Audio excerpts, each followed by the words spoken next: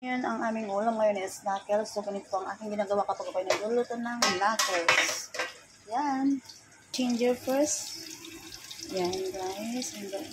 Kailangan para mawala yung lansa ng knuckles. Ngayon, maraming nagtatanong kung ano yung knuckles kasi maraming hindi nakakaalam ang knuckles. Yan. Nilinis ko na siya. So, napakalaki. Kasi pupunta sila Noe ngayon sa bahay. Pupunta sila Lola. Ayan ang aking lulutuin. And guys, bali nilagay ko yan dyan para kailangan po natin i-fry ng konti. Yan. Yan.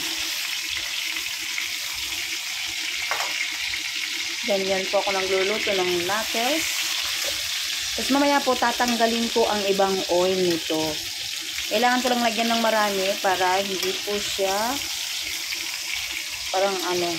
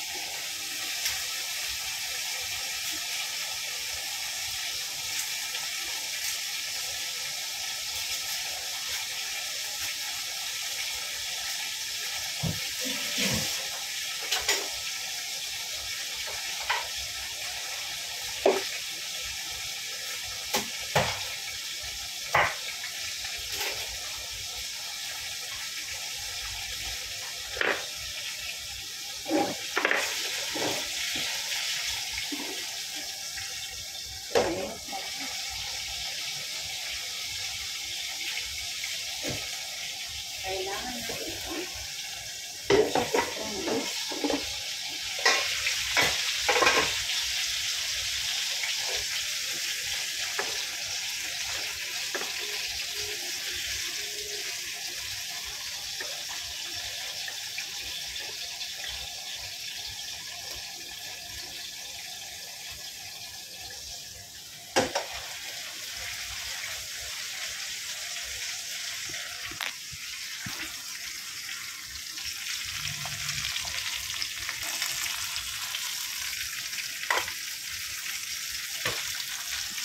Kasi bali na pressure na yan ng side by side guys. Yan.